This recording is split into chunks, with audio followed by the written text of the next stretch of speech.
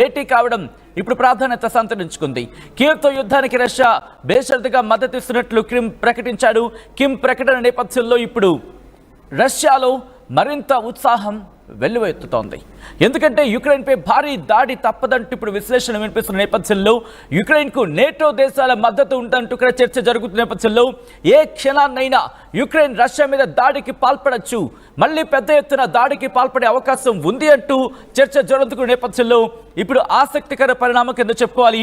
ఎందుకంటే ఉత్తర కొరియా అధ్యక్షుడు Kim Jong Un రంగంలోకి దిగాడంటే ఆట వేరే లెక్కలో ఉంటుంది. తిక్కరేగితే ఒక్కసారి తోలు తీసి చేతిలో పెడతానంటాడు. మరి ముఖ్యంగా మీకు గుర్తుంటుంటే కనుక ఇప్పటికే రష్యాకు తన సైన్యాన్ని పంపించాడు కిమ్ జాంగ్ ఉన్. సో ఉత్తర కొరియా కూడా రంగంలోకి దిగింది. ఇండైరెక్ట్గాను ఉత్తర కొరియా ఇప్పుడు రష్యాకి పూర్తి స్థాయిలో మద్దతు ఇచ్చేందుకు సిద్ధమైపోయింది.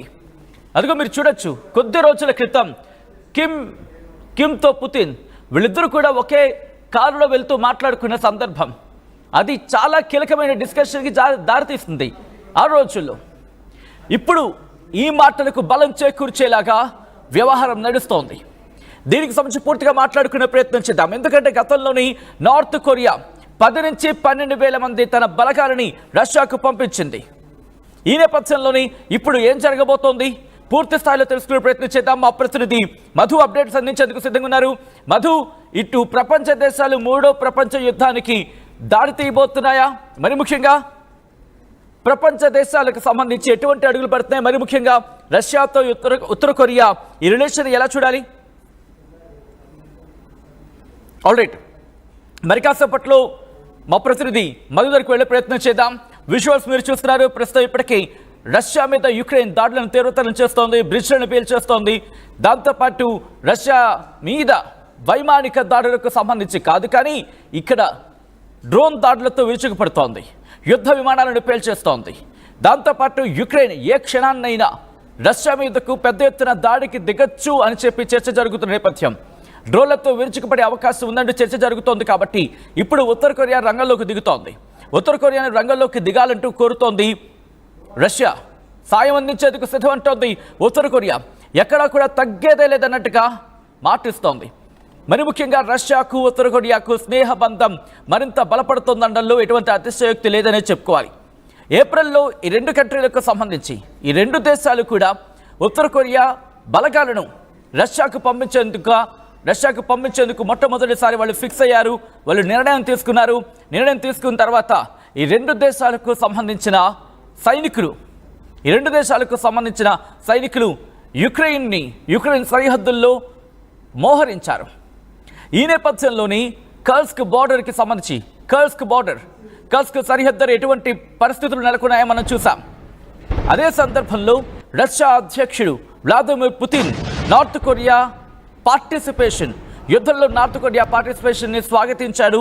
అట్ ద సేమ్ టైం వాళ్ళ సాక్రిఫైసెస్ని మర్చిపోలేవంటూ చెప్పుకొచ్చాడు, జీవితాంతం గుర్తుపెట్టుకుంటామంటూ చెప్పుకొచ్చాడు.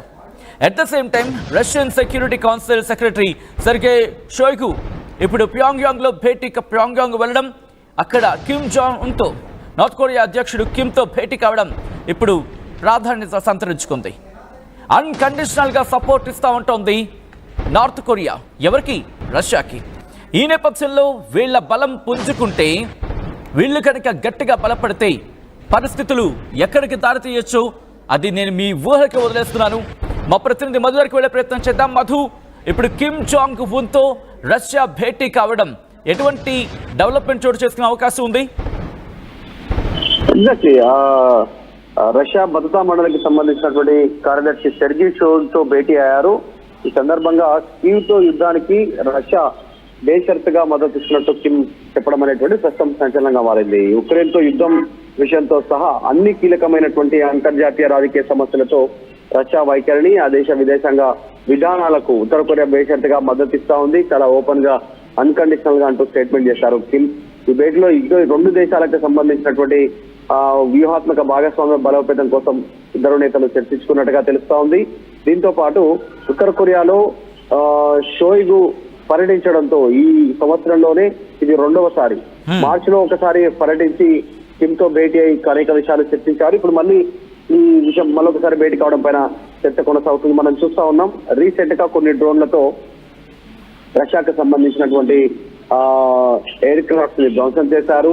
ఉక్రెయిన్ కి సంబంధించినటువంటి దేశస్తులు అటవిక సైనికులు దీన్ని చాలా సీరియస్ గా తీసుకుంది. భీకర పోరుగా మారుతా ఉంది.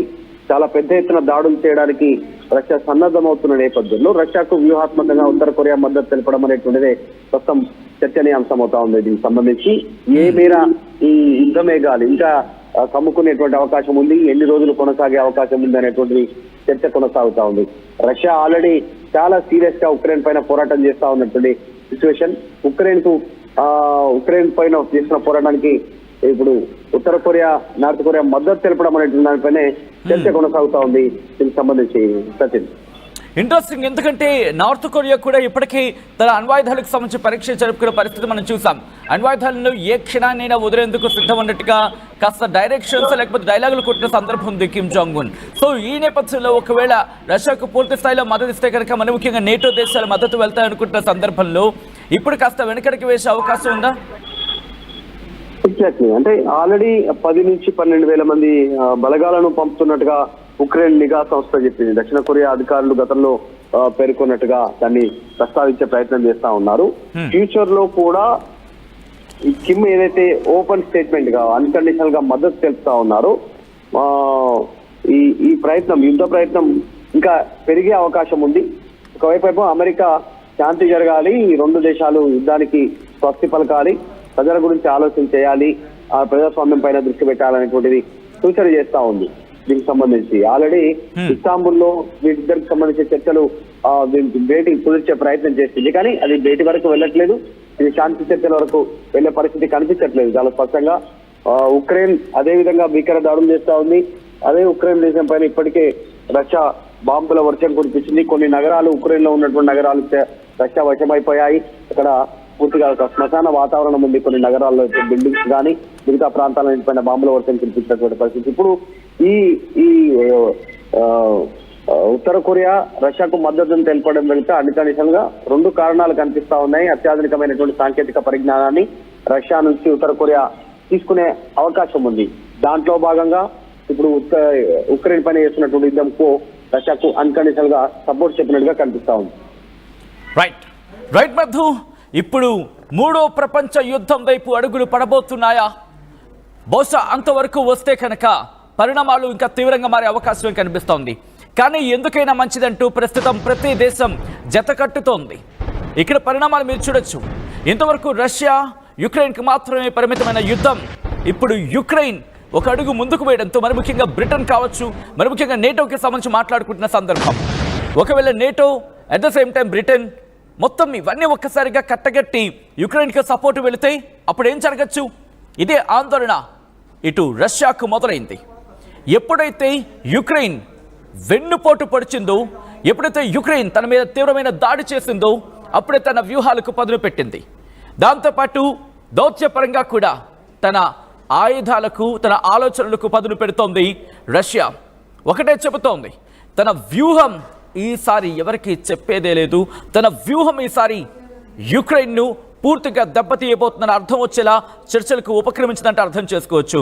కిమ్ జాంగ్ ఉన్ అసలే తిక్కలోడు. ఆ తిక్కలోడికి రష్యా అధ్యక్షుడు పుతిన్.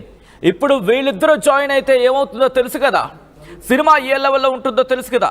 క్లైమాక్స్ గురించి ఆలోచించాల్సిన అవసరమే లేదు. ఎందుకంటే కిమ్ జాంగ్ ఉన్ అక్కడ ఆ దేశం గురించి మాట్లాడుకుంటే అర్థమవుతుంది అతగాడు ఎలాంటి వాడు.